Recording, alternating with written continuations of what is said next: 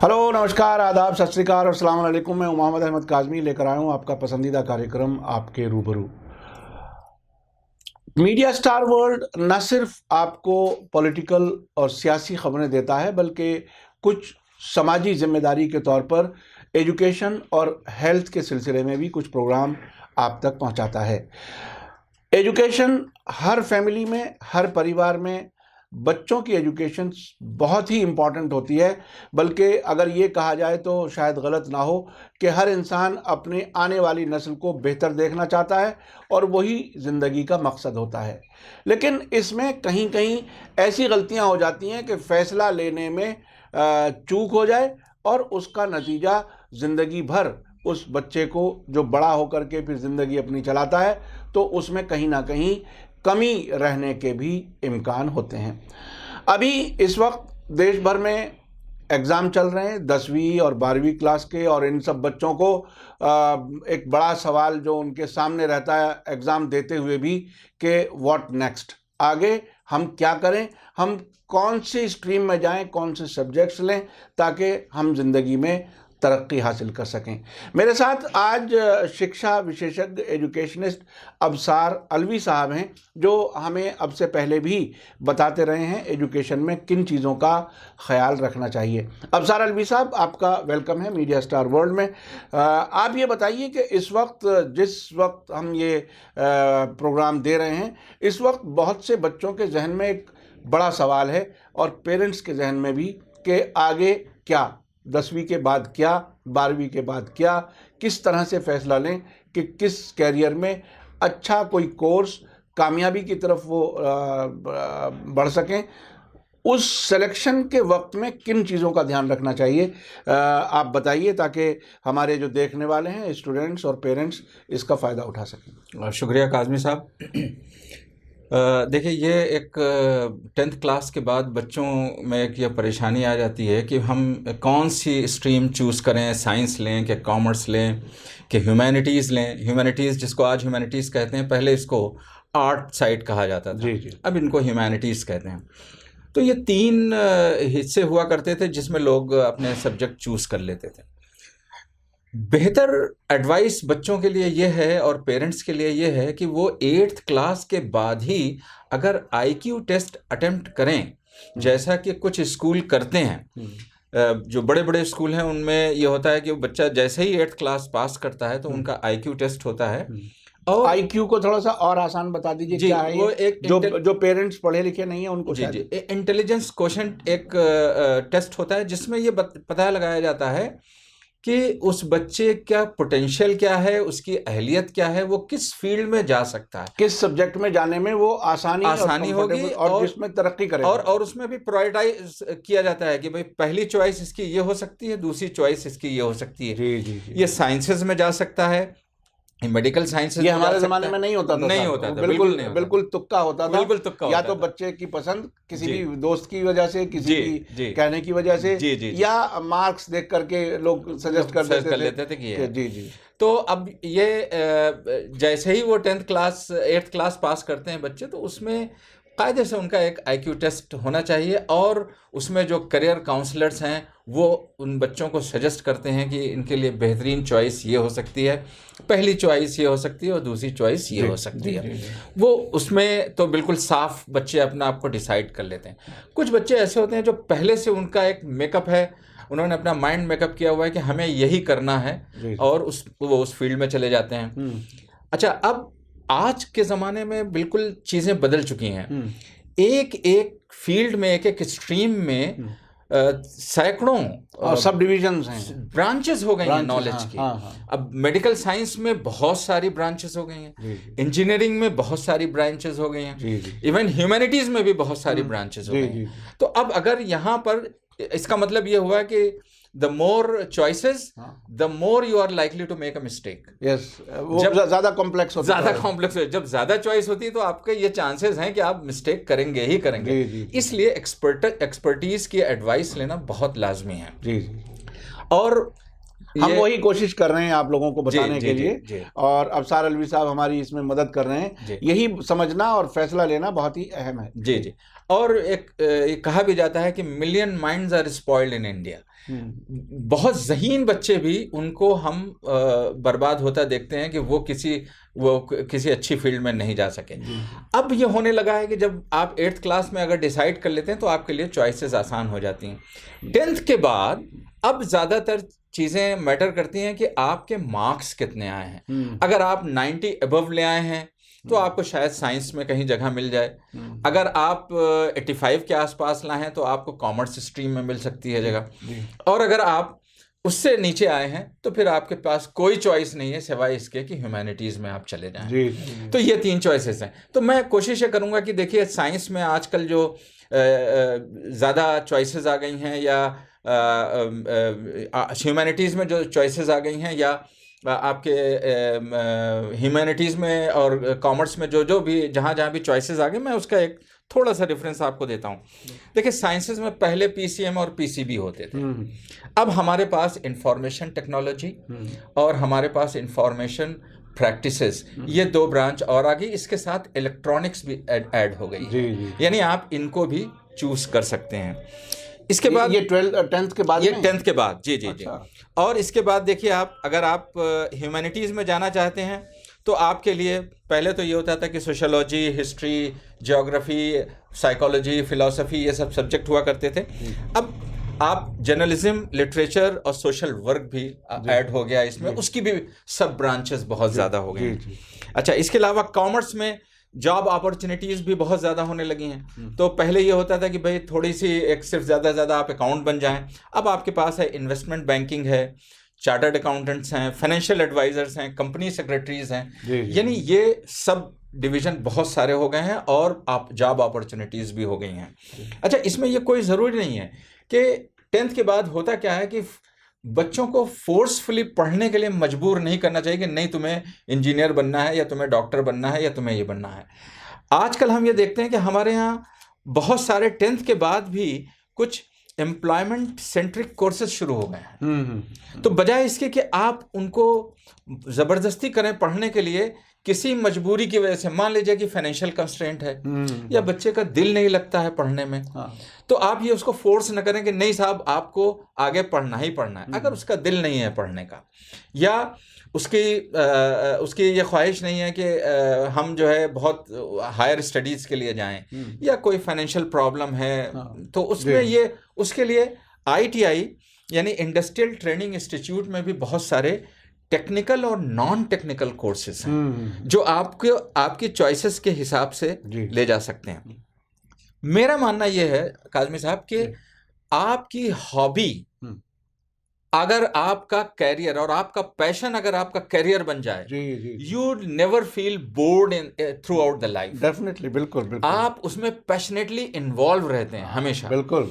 तो अगर आप अपने हॉबीज को अपना कैरियर बनाएंगे, अपने पैशन को अपना कैरियर बनाएंगे, तो आप कभी भी ये महसूस नहीं करेंगे कि आप उससे अलग हो गए हैं। आप हमेशा उससे जुड़े रहेंगे और उसमें आप इनोवेशन, यानी जिस चीज का आपको शौक है, जो चीज आप बनना चाहते हैं, जो कुछ अपने आप में देख रहे हैं और बिल्कुल कंफर्टेबली जिसको करना चाहते हैं, अगर उसी को आप कैरियर बना लें, उसी में महारत हासिल कर लें, उसी में काम अपना तलाश कर लें, तो वो उसमें तरक्की के चांस बहुत रहते हैं क्योंकि पूरी दिलचस्पी उसमें रहती है। जी। तो अब इसमें भी मैं पहले कोशिश करूंगा कि कुछ नॉन टेक्निकल कोर्सेज के बारे में बताऊं, जहां बच्चे साइंस में दिलचस्पी नहीं लेते हैं और उनके मार्क्स कुछ कम आए हैं साइंस में। तो अब वो जाहिर है कि उनको 11th में तो दाखिला मिल नहीं सकता कहीं अच्छे कॉलेज में, तो अब वो क्या करते हैं कि वो या तो 1 साल अपना बर्बाद कर देते हैं या ये सोचते हैं कि भाई जब हमें दाखिला मिलेगा तब हम कहीं पर जाएंगे, वरना तो हम बैठे रहेंगे। उनके लिए मेरा सजेशन ये है कि हमारे यहाँ इंडस्ट्रियल ट्रेनिंग इंस्टीट्यूट हैं, कई जगह, बहुत सारी जगह पर हैं। अब उन कोर्सेज के बारे में एक ब्रीफ डिटेल देते हैं। जैसे मान लीजिए इंटीरियर डेकोरेशन एंड डिजाइनिंग है, ये भी एक कोर्स है, ये नॉन टेक्निकल, इसके लिए कोई ज़रूरी नहीं है कि आप साइंस जानें, आप इसको आराम से कर सकते हैं। आर्किटेक्चरल ड्राफ्टिंग है, बिल्डिंगों की डिज़ाइन बनाना, मैप्स बनाना, ये एक छोटा सा 6 months to 2 years का ये कोर्स होता है, वो आप करके और आप एक सर्टिफिकेट या डिप्लोमा ले सकते हैं। जी। इसके अलावा कोर्स है, अब चूंकि आप देख रहे होंगे कि चेन ऑफ होटल्स खोले जा रहे हैं तमाम जगह, तो बेकर और कन्फेक्शनरी भी एक फील्ड हो गई है। अब उसमें अगर आपको सर्टिफिकेट या डिप्लोमा मिल जाए तो आप उसमें कहीं असिस्टेंट मैनेजर या छोटी मोटी पोस्ट आपको मिल सकती है। इसके अलावा देखिए फायर सेफ्टी अब कंपलसरी हो गई है, तमाम जितनी इसेंशियल सर्विसेज हैं, यानी स्कूल्स हैं, कॉलेजेस हैं या हॉस्पिटल्स हैं, वहाँ पर एक उसकी भी एक कोर्स कराया जाता है, तो फायर सेफ्टी के लिए भी आप जा सकते हैं। इसके अलावा आप देखिए साइबर लॉज, ये जो हम नेट के थ्रू बहुत सारे क्राइम्स होते हैं, उसके लिए भी एक कोर्स कराया जाता है साइबर लॉज के लिए, आप उसमें भी जा सकते हैं। इसके अलावा देखिए ज्वेलरी डिज़ाइनिंग, ख़ासतौर से लड़कियां अगर इंटरेस्टेड हैं so they can go for the jewellery designing, और उसमें भी काफ़ी स्कोप है, एक्सपोर्ट भी कर सकते हैं, अपना काम भी कर सकते हैं और ख़ुद मार्केटिंग भी कर सकते हैं। इसके अलावा फैशन डिज़ाइनिंग, ये लड़कियों के लिए कोर्स है, लड़के भी करते हैं लेकिन लड़कियां भी कर सकती हैं। फैशन डिज़ाइनिंग का कोर्स कर सकती हैं, उसके लिए डिप्लोमा है।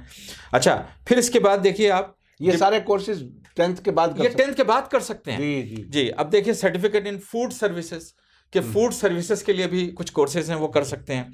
इसके अलावा हाउस कीपिंग है, आपने देखा होगा रिजॉर्ट्स वगैरह में या होटल्स में एक हाउस कीपिंग इंचार्ज होता है, उसका भी एक कोर्स हो सकता है। इसके अलावा देखिए रेस्टोरेंट एंड काउंटर सर्विसेज के लिए भी एक डिप्लोमा है या सर्टिफिकेट कोर्स, वो भी कर सकते हैं। इसके अलावा आप देखिए hotel reception and book keeping, ये भी एक कोर्स है, ये भी उसके लिए भी जा सकते हैं। और इसके अलावा लास्ट में हॉस्पिटैलिटी ऑपरेशन एंड मैनेजमेंट, इसका भी डिप्लोमा और सर्टिफिकेट, यानी जो कोर्सेज किसी जमाने में ग्रेजुएशन के बाद में लोग करते थे, जी, वो 10th के बाद ही कर सकते हैं जी, और बहुत जल्दी सही वक्त पर अपनी जिंदगी शुरू कर सकते हैं। जी। और ये कोर्सेज हमने बताया आपको कि 6 months to 2 years और ये आमतौर पर जो एवरेज किस्म के स्टूडेंट्स होते हैं, जो बहुत अच्छा परफॉर्म नहीं कर पाते किसी भी वजह से, वो सब इन कोर्सेज में जा सकते हैं और अपनी जिंदगी बाइज्जत शुरू कर सकते हैं। ये बहुत इंपॉर्टेंट जी। अब ये तो हो गया नॉन टेक्निकल कोर्सेज। अब कुछ बच्चे होते हैं जो साइंस में उनका पैशन तो है लेकिन वो मार्क्स इतने स्कोर नहीं कर पाए कि उनको 11th में दाखिला मिले, तो अब वो क्या, उनके लिए टेक्निकल कोर्सेज भी हैं, यानी साइंस का आपका पैशन भी बरकरार है और वो नॉलेज भी आपके है और आपका उसमें दिल लगता है कि भाई हम साइंस में कुछ करें, उसके लिए भी कुछ कोर्सेज हैं। अब कंप्यूटर ऑपरेटर एंड प्रोग्रामिंग, इसके लिए कोई बहुत खास आपको हायर क्वालिफिकेशन की जरूरत नहीं है, ऑर्डिनरी आदमी भी कंप्यूटर ऑपरेटर हो सकता है। ये 10th के बाद आप ये कोर्स कर सकते हैं और ये भी ITI में ही होता है। इसके अलावा इलेक्ट्रीशियन है, अगर आप मान लीजिए कि आप टेक्निकल नो हाउ है आपकी और आप चाहते हैं कि आप इस फील्ड में जाएं, तो आप इलेक्ट्रीशियन का भी कोर्स कर सकते हैं और उसमें बाहर भी बहुत सारी अपॉर्चुनिटीज आपको पता है। इसके अलावा कुछ होते हैं नेटवर्क टेक्नीशियन, जो ये नेटवर्किंग के एक्सपर्टीज होते हैं, जो इंटरनेट की नेटवर्किंग होती है ऑफिसेज में, कंप्यूटर्स को एक दूसरे से कनेक्ट करें, इसका भी एक सर्टिफिकेट और डिप्लोमा कोर्स होता है, ये भी कर सकते हैं। इसके अलावा देखिए आप कि मैकेनिकल कंप्यूटर हार्डवेयर, यानी इसके ये कंप्यूटर कैसे काम करता है और इसमें क्या क्या इक्विपमेंट्स लगे हुए हैं, कौन कौन सी चीज़ें लगी हैं, उनको असेंबल करना, उनको डिसमेंटल करना, उनको रिपेयर करना, ये भी एक कोर्स होता है। तो आप इसको यानी ये कर सकते हैं कि आप इसमें मैकेनिकल कंप्यूटर हार्डवेयर का भी कोर्स कर सकते हैं। अच्छा, इसके अलावा देखिए मैकेनिकल फिटर्स भी होते हैं, ये कई कंपनीज में जो मोटर्स की कंपनीज होती हैं वहाँ भी हो सकता है ये। Even if you are interested in cars and automobile, तो आप उसके लिए एक automobile diploma in automobile engineering भी कर सकते हैं। ये सर्टिफिकेट जी 10th के बाद भी होता है। जी। इसके अलावा यानी वो रिस्पेक्टफुली अपने आप को इंजीनियर कहला सकता है और काम भी कर सकता है। इसके अलावा देखिए केमिकल इंजीनियरिंग के लिए भी वो जा सकता है। इसका पहले सर्टिफिकेट से एक कोर्स शुरू होता है, सर्टिफिकेट से फिर डिप्लोमा से वो डिग्री भी ले सकता है। इसके अलावा देखिए कंप्यूटर इंजीनियरिंग भी है, वो भी इन्हीं 10th के बाद वो पहले सर्टिफिकेट कर सकता है, फिर डिप्लोमा, फिर डिग्री, यानी अपनी पढ़ाई को भी जारी रख सकता है और ये सारे कोर्स कर सकता है। इसके अलावा देखिए आप कि इलेक्ट्रिक एंड इलेक्ट्रॉनिक इंजीनियरिंग में भी बहुत स्कोप है। तो उसमें भी वो ये काम कर सकता है कि भाई तो उसका पैशन उसमें बरकरार रहेगा। ये नहीं है कि वो कभी अपने आप को वो अपने आप को जो नाकाम महसूस नहीं करेगा, महसूस करने और वो ये नहीं लगेगा कि साहब हम ये बनना चाहते थे, नहीं बन पाए। जी जी। अब मैंने आपको उसमें बताया था कि नॉन टेक्निकल में फूड का एक चेन लोगों का होटल्स और ये खुल रहे हैं, इसमें एक फूड टेक्नोलॉजी भी है, यानी फूड बनाने के लिए बहुत सारी मशीनें इस्तेमाल होती हैं। जी जी। तो उन मशीनों की के नॉलेज और उसकी एक इंजीनियरिंग होती है, फूड टेक्नोलॉजी, उसका भी एक सर्टिफिकेट और डिप्लोमा कोर्स होता है, वो भी कर सकते हैं। इसके अलावा आप देख रहे हैं कि गारमेंट इंडस्ट्रीज ये भी बहुत पनप रही हैं, कपड़े सिलने की और जी हाँ जी। तो अब उसमें एक गारमेंट टेक्नोलॉजी है, क्योंकि इन गारमेंट में बहुत सारी मशीनें इस्तेमाल होती हैं। तो उन मशीनों के लिए ज़रूरी यह है कि आप उसकी नॉलेज हासिल करें। तो ये इन ITI में आपको ये नॉलेज भी मिल जाती है, तो आप उस फील्ड में भी जा सकते हैं। अच्छा, इसके अलावा आप देखिए कि इंफॉर्मेशन टेक्नोलॉजी, उसमें भी सर्टिफिकेट और डिप्लोमा कोर्सेज हैं। इसके अलावा इंस्ट्रूमेंटेशन एंड टूल टेक्नोलॉजी, यानी जो टूल्स इस्तेमाल होते हैं उसके लिए भी एक सर्टिफिकेट कोर्स होता है। अच्छा, अब ये हो गए इंजीनियरिंग फील्ड में। अब क्या होता है कि आप मेडिसिन में जाना चाहते हैं, लेकिन आपके इतने मार्क्स नहीं है कि आप MBBS कर सकें। जी। तो उसके लिए भी कुछ कोर्सेज हैं। हाँ। इसको हम ये कहते हैं पैरामेडिकल कोर्स। जी। यानी आप उस फील्ड में तो हैं, यह है कि आप डॉक्टर नहीं बन रहे हैं, लेकिन आप उस फील्ड में हैं। जी। उसके लिए भी कुछ कोर्सेज हैं। अब जैसे डायग्नोसिस टेक्नीशियन है, ये जो यूरिन, ब्लड और ये सारे टेस्ट होते हैं, टेस्ट करने के लिए भी मशीनों पर आप तो इसके भी certificate, diploma and degree courses होते हैं। अच्छा, इसके अलावा आप देखिए हेल्थ एंड सैनिटरी इंस्पेक्टर्स, उनकी भी एक ट्रेनिंग होती है ITI में। तो आप इधर उसमें अगर उसमें आप इंटरेस्टेड हैं तो आप उसमें भी जा सकते हैं। इसके अलावा देखिए आप एक्सरे टेक्नीशियन, जी, ये भी एक काफ़ी बड़ी फील्ड है, उसमें भी जा सकते हैं आप। फिर आँखों की टेस्टिंग, यानी ऑप्टिशियन और ऑप्थेल्मिक टेक्नोलॉजी, ये भी आप इसका भी डिप्लोमा कोर्स कर सकते हैं। और last but not the least, nursing assistant, जी, ये भी एक कोर्स है। उसमें बहुत सारी नर्सेज बनती हैं, उनके असिस्टेंट भी होते हैं, वो भी एक कोर्स होता है। तो मेरा ख्याल है कि जॉब अपॉर्चुनिटीज़ की कोई कमी नहीं है, और आप उसके लिए अगर पैशनेट हैं किसी चीज़ के लिए, तो आप उस कैरियर को चूज़ कर सकते हैं और आप उस फील्ड में जा सकते हैं। तो ये कोई ज़रूरी नहीं है कि हम 12th कर लें, MBBS कर लें या इंजीनियरिंग कर लें तभी हम जो है बहुत अच्छे अपने कैरियर बना सकते हैं। ये सारी फील्ड जो हैं, जो छोटे छोटे कोर्सेज हैं, बस ये है कि इनका सही वक्त पे अगर आप डिसीजन ले लेंगे, सही वक्त पर आपने निर्णय ले लिया, तो फिर आप सही डायरेक्शन में जाएंगे। मैं फिर से यही कहूँगा कि अपनी हॉबीज़ को अपना कैरियर बनाइए, आप कभी भी बोर नहीं होंगे। बेशक। बहुत बहुत शुक्रिया अबसार अलवी साहब। बिल्कुल, देखिए, जब हम लोग पढ़ते थे उस वक्त, जैसा कि शुरू में बात हुई कि आर्ट और साइंस और उसके बाद में कॉमर्स, और आर्ट साइड में जाने के लिए आमतौर पर एक परसेप्शन था कि जो कमज़ोर बच्चे होते हैं वो आर्ट साइड में जाते हैं, लेकिन फिर उनकी हिम्मत बनाने के लिए कहा जाता था नहीं, आर्ट्स वाले लोग सारे हर जगह पहुंच सकते हैं, सिविल सर्विस में वगैरह वगैरह। तो अब अपॉर्चुनिटीज़ बढ़ रही हैं, कोर्सेज बढ़ रहे हैं, और हर लेवल पर जहां पर भी बच्चा अगर पढ़ाई आगे नहीं बढ़ा पा रहा, वो अपने कैरियर में जा सकता है ये सब कोर्स करके।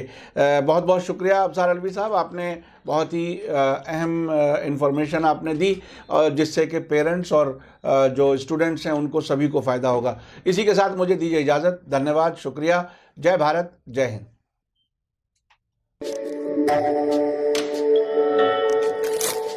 मीडिया स्टार वर्ल्ड के और वीडियो देखने के लिए हमारे चैनल को सब्सक्राइब करें और सीधे नोटिफिकेशन पाने के लिए बेल आइकन दबाएं। और अगर हमारी खबर सच्ची और अच्छी लगे तो अपने व्हाट्सएप, इंस्टाग्राम, फेसबुक और ट्विटर अकाउंट पर ज़रूर शेयर करें।